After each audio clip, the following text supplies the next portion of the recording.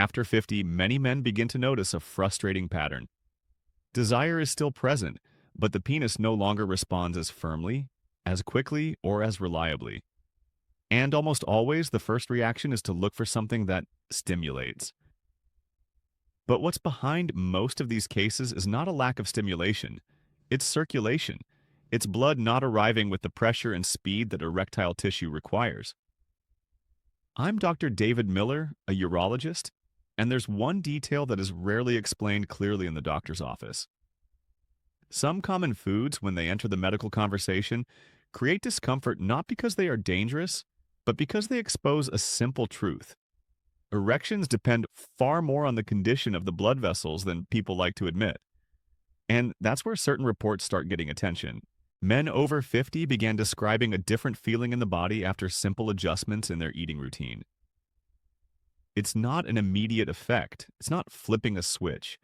It's more gradual, a sense of more active circulation, less heaviness in the body, and more ease maintaining rigidity when stimulation happens.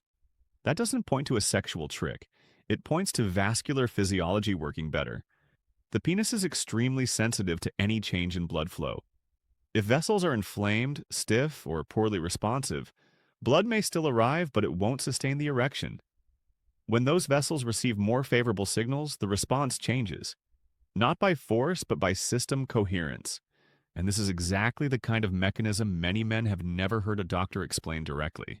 What feels surprising is not the food itself, but the fact that small improvements in circulation can create stronger sensations in the penis than many expect. That breaks the idea that erectile dysfunction is always hormonal or psychological. In a large portion of mature men, it's vascular. And when blood flows better, the body responds better. Today, you're going to understand why this topic is almost never addressed clearly, what actually makes sense to observe in the male body after 50, and why so many men spend years trying to stimulate the penis when the real issue is the path the blood has to travel to reach it. Before we continue, check if you're already subscribed to the channel.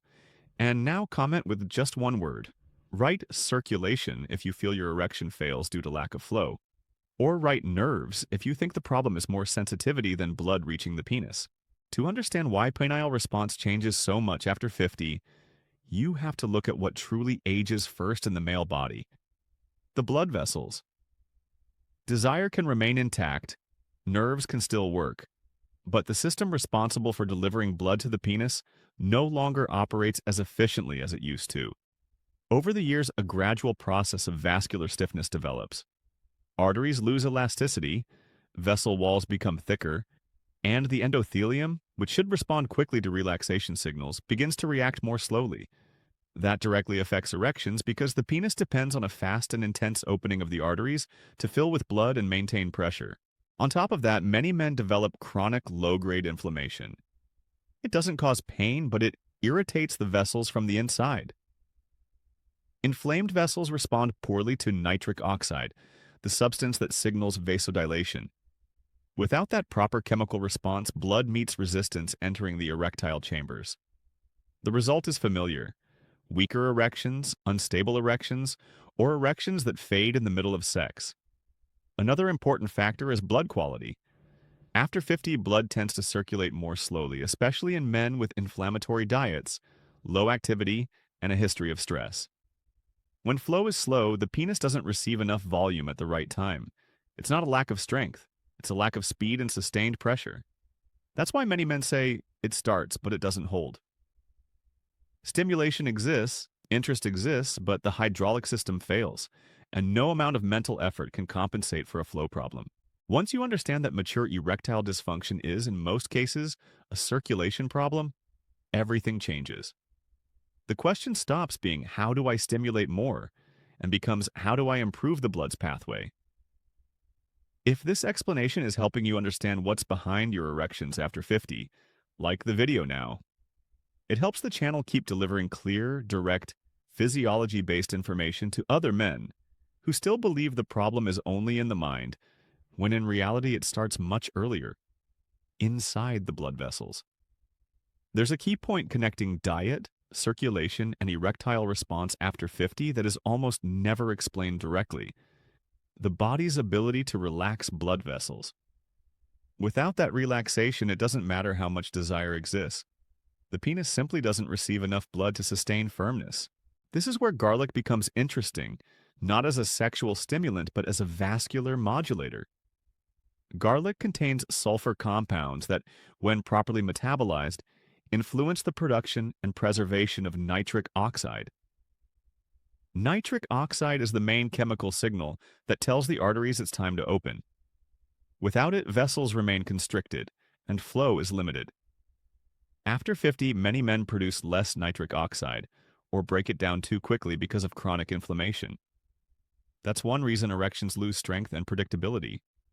Garlic doesn't create nitric oxide out of nothing, but it can help reduce the inflammatory environment that destroys that signal before it does its job. Another important point is garlic's effect on blood viscosity. With aging, blood tends to circulate more slowly, especially in men who eat a lot of sugar, processed fat, and move less.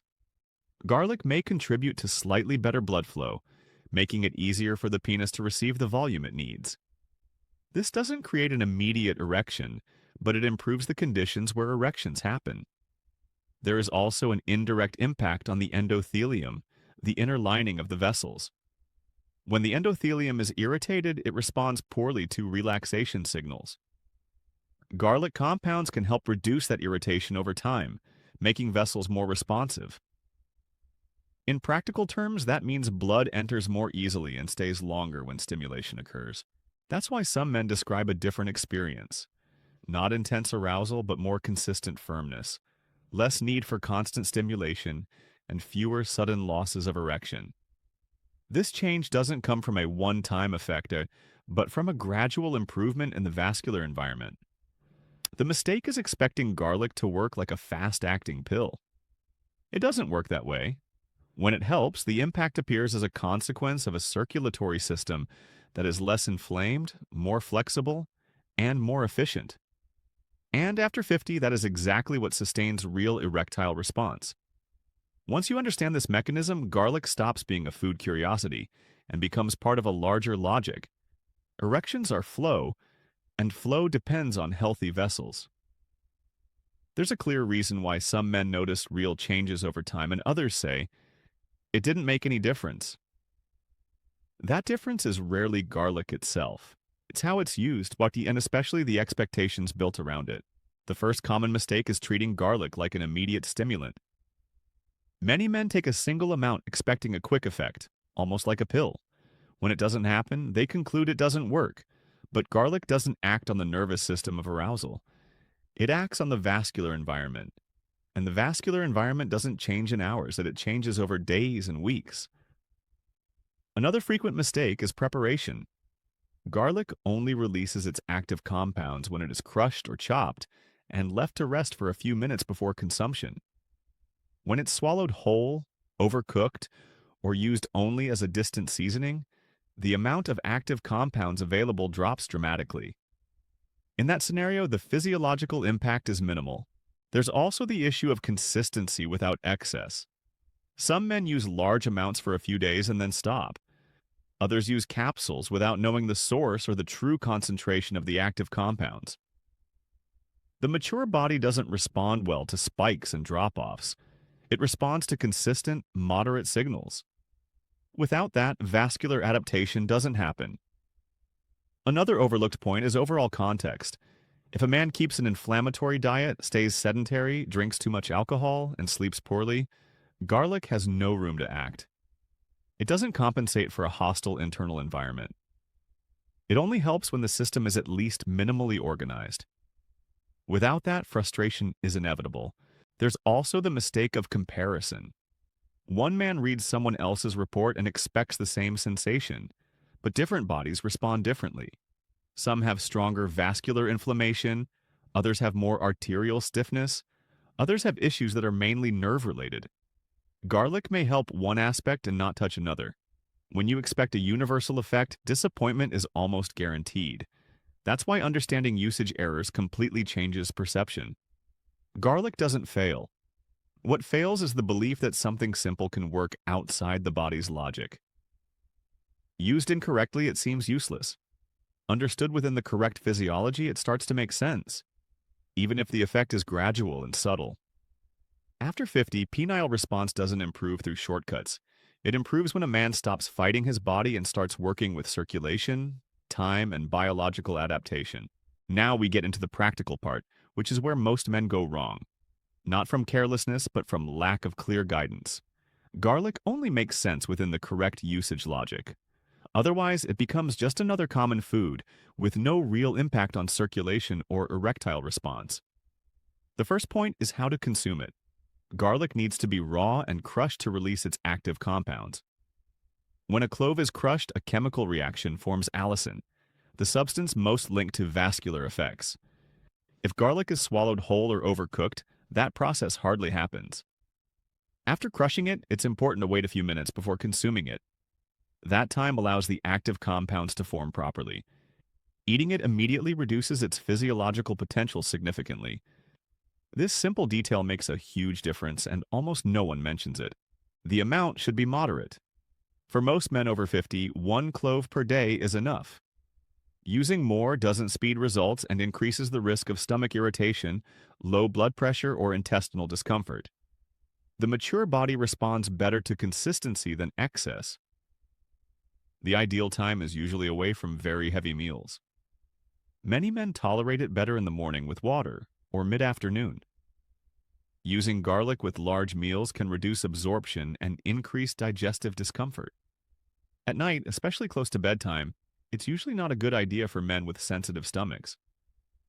As for frequency, daily use makes sense when well tolerated, but it's not mandatory. Some men prefer 5 days a week with breaks. The most important thing is to observe your body. Garlic doesn't create immediate effects. When changes happen, they are gradual and show up as better circulation, more ease maintaining firmness, and fewer unexpected failures. Another essential point is pairing it with coherent habits. Garlic won't work in a body constantly inflamed by excess sugar, alcohol, and inactivity. It doesn't compensate for a disorganized lifestyle. It only helps when there is biological room to improve blood flow. The biggest mistake is turning garlic into a promise. It is not a standalone solution for erectile dysfunction. It is a vascular support tool.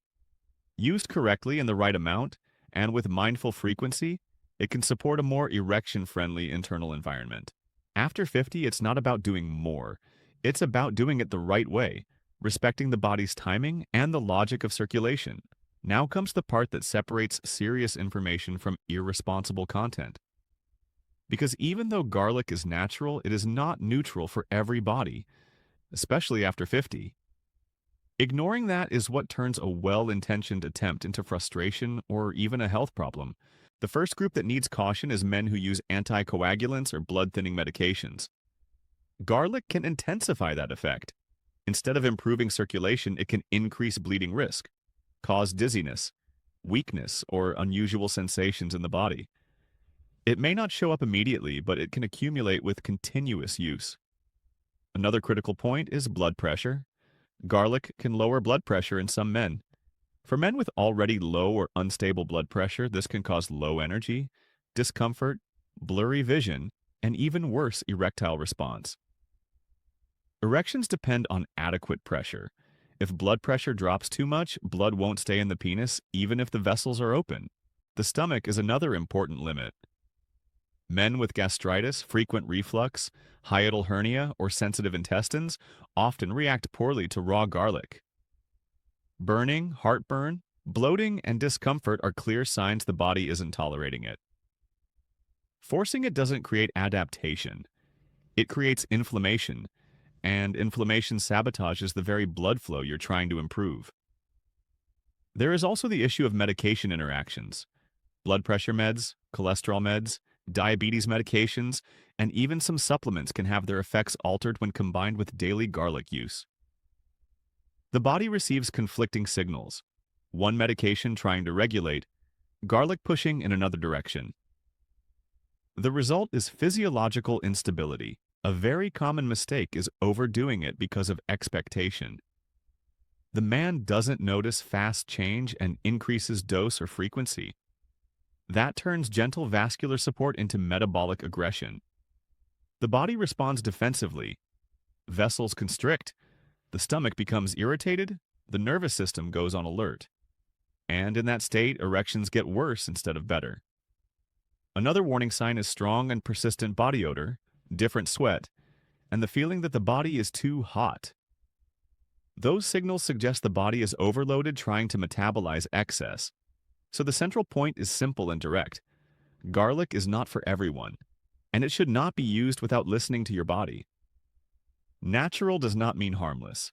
After 50, the body speaks louder and tolerates less improvisation. Used with good judgment, it may help some men. Used without respect for limits, it creates new obstacles. And understanding that difference is a key part of any serious approach to erectile dysfunction and male vascular health. When circulation begins working better, the most important change doesn't happen only in the penis. It happens in the body's quiet confidence. The man stops entering intimacy in a state of vigilance. He stops testing, watching himself, anticipating failure. Response stops being a challenge and becomes a consequence again. After 50, erections don't improve through force, anxiety, or pressure. They improve when the body leaves defense mode and enters cooperation mode.